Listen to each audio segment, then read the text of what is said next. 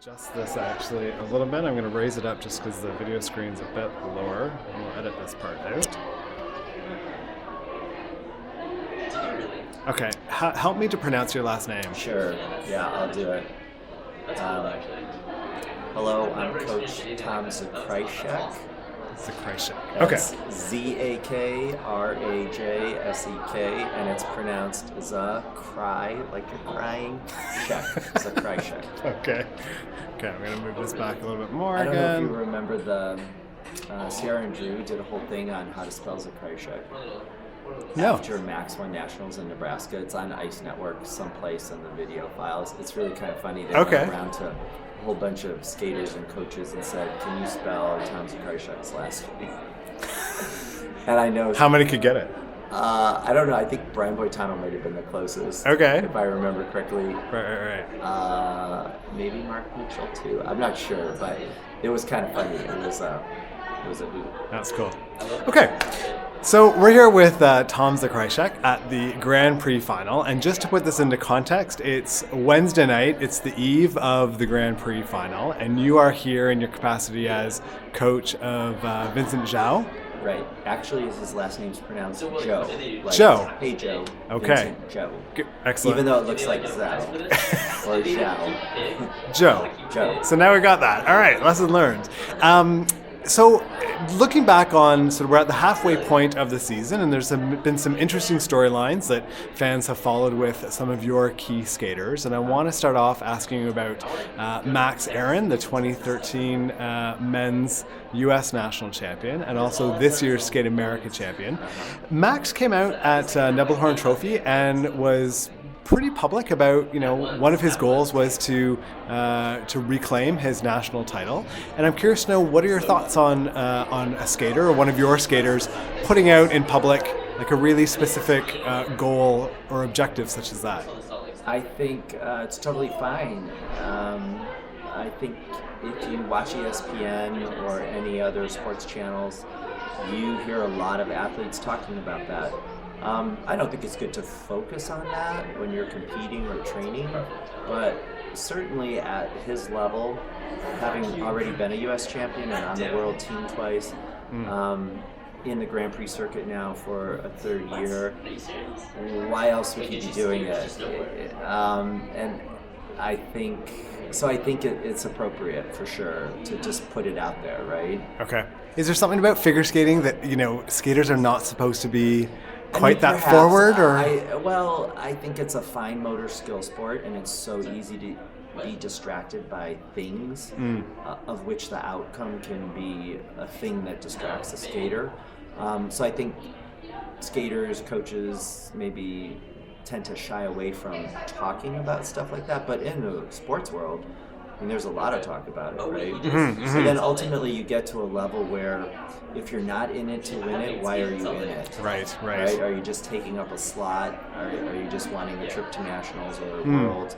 Or are you really trying to be in the hunt? And I think that's probably why Max verbalized it. Although we didn't talk about him verbalizing it. Certainly we talk about goals, but for him to say that,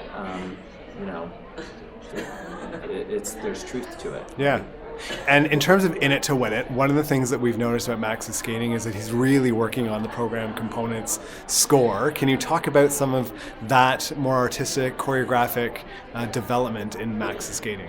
Sure. A huge part of it was Philip Mills sending me an email right after nationals. I hadn't even been home, and I got his email in the airport. And of course, Philip's worked with a lot of my skaters for the past 3 years, but not Max. We've talked about it, but it never materialized. And I think in this email, he laid out a lot of reasons why he thought Max was the best U.S. man in our country, and how he should never not be on the world team or off the podium. And I think Max probably at that point was really open to thinking about a different approach. And I think Philip's been a great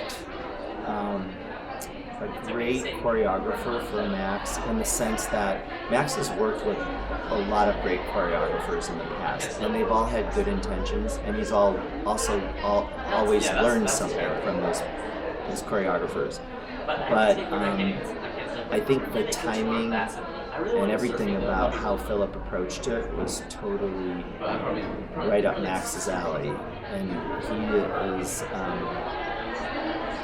basically insisted on Max doing skating class at the start of every session. And I think Max has said in previous interviews that he's not fond of that, but he's getting really good at it, actually. And then what he's starting to do now is train that detail daily.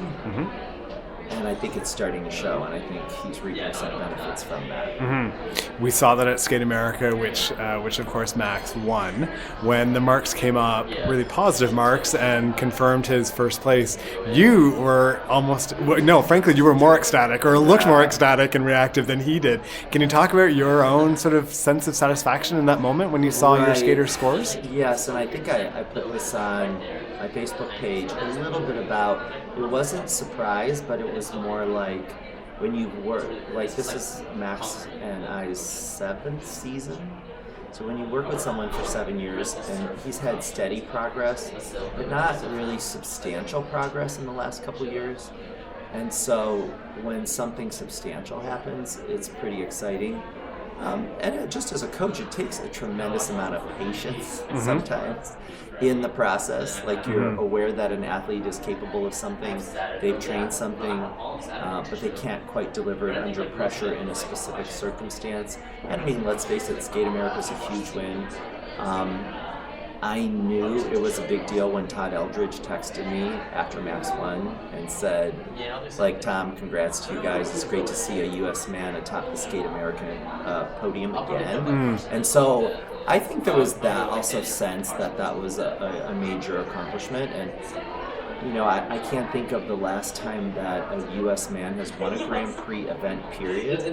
So, you know, a little bit my reaction was also excitement for Max, because he really put it out there. And then there's always a question of how are you going to be scored, how are you going to be rewarded. And Shoma Uno threw down a great long, and he was really tight with Max. And so to see that he had the overall win, you know, that also made it a little more exciting too. So it was kind of my reaction was a combination of things. Sure. Weeks later, Max was in a very deep, strong field at the Trophée Eric Bompard, and didn't have his best short program, and unfortunately wasn't given the opportunity to skate, you know, understandably, but none of those skaters were able to skate their long program to sort of see how the cookie really would have crumbled ultimately. How disappointed was Max with that placement? Yeah, I mean, first of all, that short program was such an anomaly. He hasn't done a short like that in competition or training in years, where he had 2 major errors on jumping passes. On the plus side, he really stayed with the program in spite of the errors, which was, you know, helpful to him. But it was kind of, he slipped and lost his focus. I mean, I don't mean physically slipped, but mentally slipped back to maybe an old way of approaching things at kind of the wrong moment. I mean, who knew there wasn't going to be a free skating? But irregardless of the terror event, it's just not part of what Max wanted to do in his goals this season. However, in hindsight, it was a huge learning experience for him. You know, the expression, you know, leave it all on the ice, skate like you may not ever skate again. And that really came true in that circumstance. And I think, though Max was disappointed, and I really felt for him, I think it was probably good that it worked out that way. I think in general, skaters can learn more from like a failed attempt at something than they do from getting what they want all the time. And so I think that's how Max has really used it. And I think he proved that when a few days later he went to Tallinn and threw down a personal best short. He got over 87 points there. Yes. And then another strong long. And I mean, it wasn't about winning that event, but everybody was kind of maybe thinking Skate America was a fluke. And then they looked at Tallinn and they went, oh no, this kid can really do it. So he got a little redemption a few days later. But certainly I know he wanted to be in the final, and you know, whether or not he would have actually pulled up is not really the issue. It's just when that opportunity is taken away from him, and I know a lot of other skaters that were either in medal contention or not, really just, they want to go out there, they want to finish. So it was disappointing, but you learn from every experience. Sure. And that's kind of how we handled it. Sure. So in the run now towards the U.S. National Championships, what is Max working on? What sort of, I guess we're down to a matter of weeks at this point. What do those weeks look like? So certainly he really wants to continue on the path that he's on and actually advance artistically. Okay. And Philip, Max, and I are really good about debriefing after every competition, identifying things that either have to be changed or that we want to improve. Mostly related to Max. I would say probably expression, and then the quality of his movement really matching the music. I think those are just two key areas that he's focusing on. The nice thing about Talon was he got all level 4s in his free skate on spins and footwork. And so that was also another important milestone, because sometimes he's known for leaving points on the table with spins or step sequences, and that didn't happen in Talon. So that was another progression that he had. And the real test will be at the U.S. Championships. There are a lot of great men in the United States. And but I think Max has identified himself as a serious contender for a second look by the officials. We shouldn't just pass this guy by. Let's really look at him. Right, and the dynamic right now in men's skating in the U.S. is that there isn't a clear, sort of forerunner necessarily, like you might have in Canada or Japan. And does that play into the mindset of skaters like Max and others, that they know it's all within reach, or I was having some conversations with international committee members through the summer, and the last time a U.S. man won 2 medals in the Grand Prix was Brandon Morose in 2010. Okay. The fall of 2010, when he was second at Cup of China and third at Trophy Bompard. Okay. He was an alternate for the final. But since then, no U.S. guy has won 2 medals in the Grand Prix, which is why there aren't a lot of men that are in the we don't have men in the final, because you have to produce 2 medals at least. Yeah. And usually better than a second and a third. Usually, although this year was kind of quirky in several of the competitions. So even though Max didn't get that free skate opportunity, he was still an alternate for the final here with a 1 and a 7. Right. But generally, that consistency in the men's competing hasn't really been there. Okay. And that's, I think, what you're saying. There isn't really a clear-cut person. However, I think Max has thrown down 2 competitions with over 250 points, and internationally, not U.S. points. So this is international judges awarding him 8s and components, and him producing the GOE and the clean or really close to clean program. So, he's got to stay on that track. And I think that can take him to the forefront of American men's skating. Right. Switching gears now and talking about another of your pupils, Mirai Nagasu. Can you tell us a bit about, getting that call, or how did this pairing with yourself and Mirai come to be? Well, actually, Agnes Watsky was the one who texted me out of the blue saying Mirai's coming to visit me. She'd like to work with you. Would you like to work with her? And I was like, sure. Is she going to contact me? I think maybe Mirai they're friends, and I think that's how she wanted to approach it. And then certainly Agnes gave her my number, and we got in touch. I was a little bit surprised. Why? Because my reputation is really no nonsense. I don't deal with that kind of daily drama that I think Mirai was known for at the time. Okay. She had gone through several coaching changes, and I wasn't even coaching. I had just been coaching Agnes again, but prior to that, I wasn't coaching the top lady, and so I was just hearing stuff on the peripheral. So But certainly when she came, there were no judgments on my part, and I think I approached it as a totally clean slate. I had assumed she had learned from all her experiences. We had one lunch together where I basically said, I don't really want to talk about your past, and I know several coaches and officials try to come up to me and fill me in, and I intentionally said, look, I don't want to know anything. It doesn't even matter what you're going to tell me, because it's really about Mirai making a commitment and moving forward. So the past doesn't matter, right? Certainly I felt for her, but it was kind of interesting, you look at Ashley's competitive record, and you couldn't deny her consideration for Sochi, but then you looked at Mirai doing it in the moment, and it was just one of those horrible situations, right? So when this was just a few months later. So, we didn't really talk about that, though. We just talked about what she wanted to do moving forward. And then, so we worked together for about a month, and then she went on Stars on Ice tour. And I really saw her at the end of June. So even last season, we hadn't had like a full year together. Okay.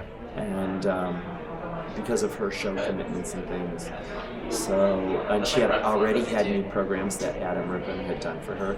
So I think this season was really more about, we both knew each other better. And then the start of the creative process I was involved in, kind of consulted with Katarina Lindgren on her material. And, so it seems more like we're gelling better now and more naturally.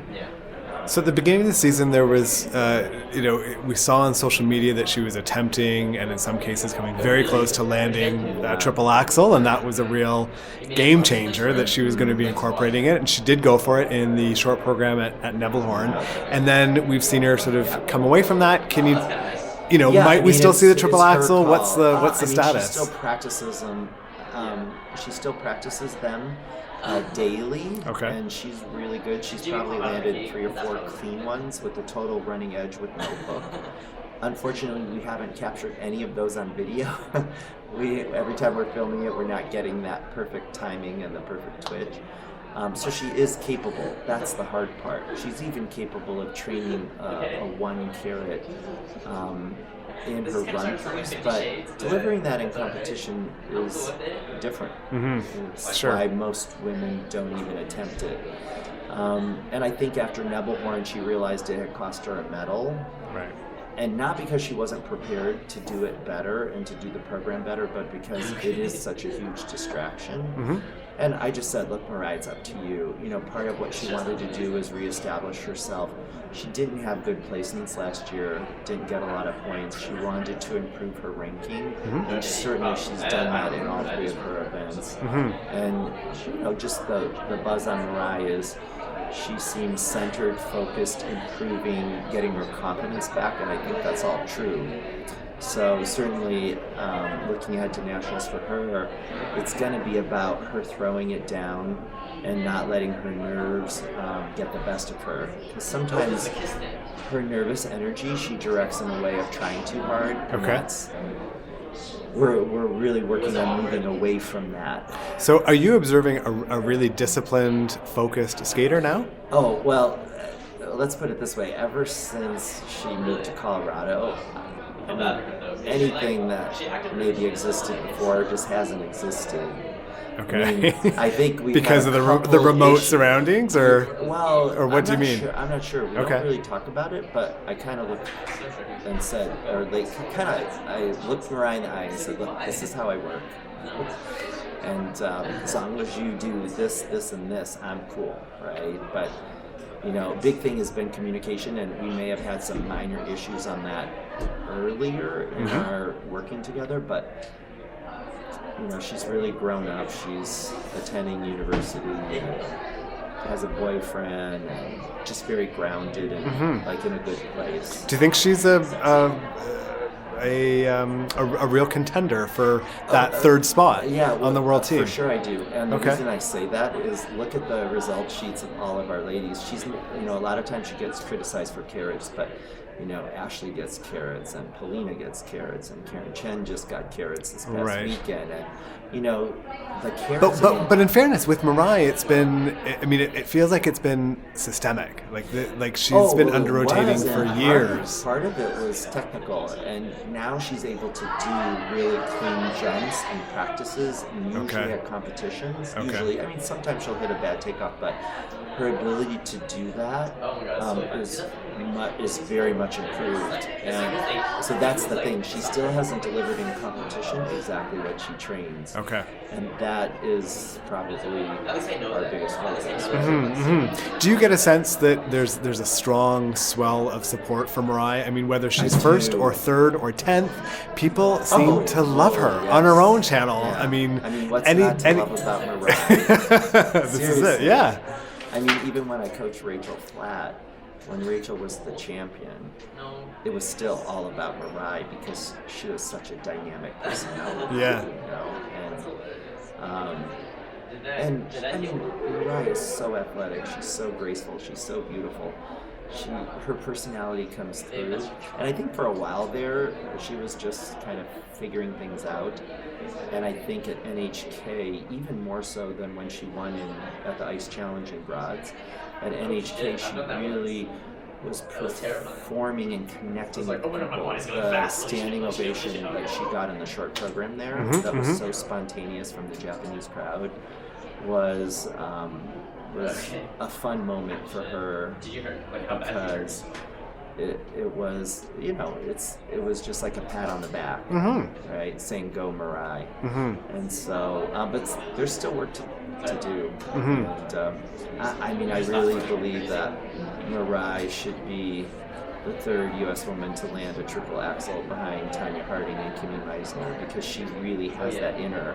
And I really tell her almost daily, you kind of owe this to yourself. And if you leave the sport without doing it, you're going to have regrets when you're 30. No pressure. No, well, she doesn't. The funny thing is she understands. She nods her head. She doesn't say, "Oh, stop saying that to me. You're putting pressure on me." No, because I think she knows it's really in her.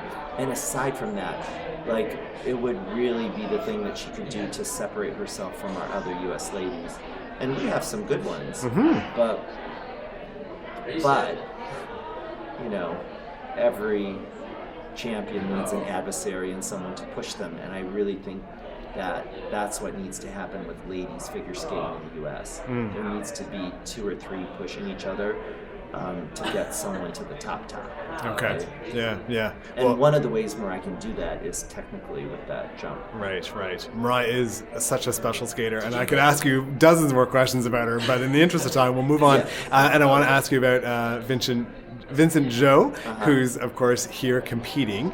Last year was out due to injury. And the year before, I think, too. Right, and then connected with you and has begun training with you. What are your hopes for Vincent here, and then beyond this, and in the junior circuit, and then looking forward to senior eventually? Well, he just came off of competing at the Midwestern Sectionals, and he did that intentionally, even though he had a bye to the U.S. Nationals, because he had just acquired his triple axel after he qualified for the final. He got it about maybe a week after his second change to P. So it was kind of nice that his scores held up and he made the final. And so Sectionals was about him getting that experience of putting the axle out, because he's really only had it for maybe 5 weeks, which is not very long. But he trains so well. He's such a nice young man. He's smart. He's dedicated. So I think what I hear officials telling me is he keeps improving every time they see him. And that's really where he's at. He just turned 15 a couple weeks ago, so he's a young 15. And for him to be in the final, this is a huge experience for him. The least of which is because the event he's in is just stacked with other great junior men. Yeah. Nathan Chen and the other men from around the world are just, so awesome. So for him to be in that group and getting to compete head on with them is just a huge plus and experience for him. Heading into U.S. Nationals where he'll be at the championship division. But then also to be able to watch the top men here in the final on practice, watch them warm up, watch them compete, he's just like a sponge at this age, and he's soaking everything up. And as he said to me, Tom, I'm being a fanboy today. He wanted pictures with Javier and so that's just kind of gives you a glimpse as to where he's at. Sure. So it's fun. It's coaching someone like Vincent. He's really like what I would say is the teacher's pet, and I don't mean that in a bad way, but he looks to please in every lesson, in almost every day. It's rare when he's not on his game, and so in that sense, it makes part of my job really easy. Now, that said, he's 15 and his body's growing, so he has a lot to do to develop his component mark. Although I think for this level, it's decent. It's not lacking certainly, but it certainly has to grow to a greater level. And he's working on that in our lessons, and he works with Drew Meekins and Ryan Yonke. So he's got a lot of good people helping him. And he's so in tune with his body. I also see a quad lutz in his future because his triple lutz is so good. And certainly my experience of teaching Brandon Rose the quad lutz, I think will help when we actually start to get to do that next spring. Hopefully he can do 2 personal bests here. When he was at sectionals, he did 2 triple axels as part of the strategy since sectionals, because he achieved that there in the long in Strongsville, and he scored about 156, which was pretty nice because he had strong GOEs. The idea here is to now put a second quad in instead of a second axle. Okay. Because the field here is pretty I mean, he's still going to be short on technical points in this group, but it's a step. It's the next logical step for him competing. And then, certainly we've been working on quad toe already. That is not as ready to even try and program or on practice sessions yet. Okay. But he has that ability to do it. He does it easily on the pole harness, not a lot of help. And then, like I said, the quad lutz. I think Yuka Sato gave him a great short program, and Justin Dillon's Godfather One program is. He's got material that really suit him for his age and developmentally. And so I think next year will be kind of fun when the season ends to figure out where he's going to go next. But the idea is 2 strong skates here, 2 strong skates at US Nationals, and hopefully the international committee will select him for World Juniors, and he'll get several more months of training and another go at the junior circuit. But we definitely know he's in the junior ranks for a few years here. He's so young, and there's no reason to rush him. And I think if he achieves anything more than that in the next few years, that'll be up to him and up to the judges. But I think he's one of the young men in the U.S. that bodes well for the future, because the way men's figure skating is at right now, it's not just about the quads, it is about the components, it is about GOE, it is about the ability to compete under pressure. So the exciting thing is so many of the top men have it all, right? So balancing the technical with the components and with GOE, I want to switch gears slightly. As a former pair skater yourself, what is your take on the direction of pair skating now, with so many teams attempting the quad and working on the quad, and how that plays into the mix? So Vincent and I just didn't watch the men and the ladies today. We watched the pairs, partly because Vincent trains with Alexa and Chris, and we were cheering them on to watch their quad twist.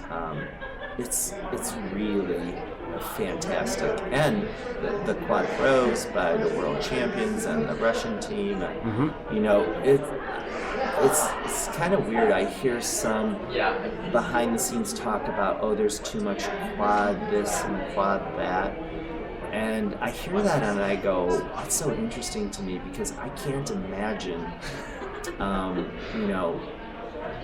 the governing body of track and field saying to Usain Bolt, because you run faster than anybody else, and you're really faster than anybody else, like a lot faster, you should slow down to kind of make it a little competitive.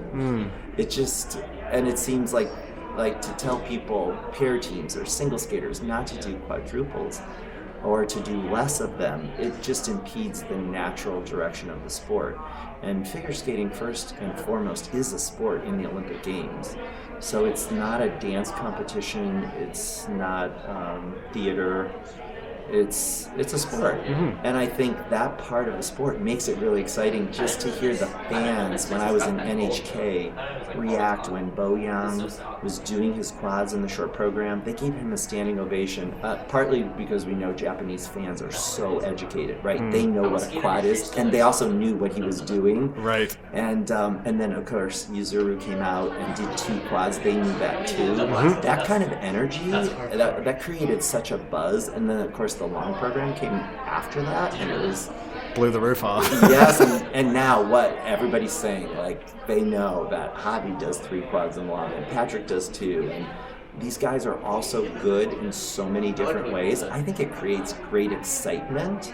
And I think, you asked about pair skating. I think it's the same thing in pairs. Like the pairs all going, yeah, I need at least 1 throw quad and maybe 2 throw quads, or a quad twist and a throw quad. Like, to me, it's it just makes it advances the sport and makes it more interesting, gets more people excited.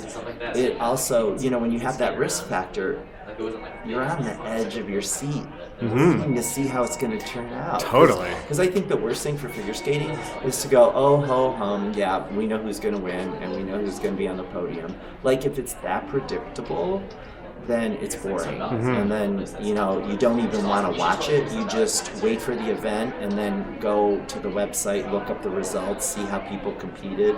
Like, that kind of was where our sport was at, right? It wasn't like... But I think between the men and the pairs, people are kind of going, oh, who's going to win? And they're on the edge of their seat. And I think that's really great for the sport. It's been such a pleasure to talk to you and to get your insights on your skaters and on the state of the sport. So thanks so much for your time. Best of luck to you and to your skaters, not just the 3 we've spoken about, but your full roster and team this season and in the coming seasons. And if viewers want to sort of stay in touch or follow your own development, I mean, they know how to follow us. How do they follow you? I've got a website, CoachTomZ.com, and my Twitter handle is @CoachTomZ. You don't have to spell my name. I have the same thing on my Instagram account. So I try to put content on there that's appropriate for anybody interested in figure skating, not just coaches or skaters, but fans and officials. So yeah, I'd love to see you. Great. And don't forget to follow the Blade Boys too. Oh, we appreciate that plug. To whom do we send the check? Thanks so much, Tom, and good luck this season. Thanks. See you.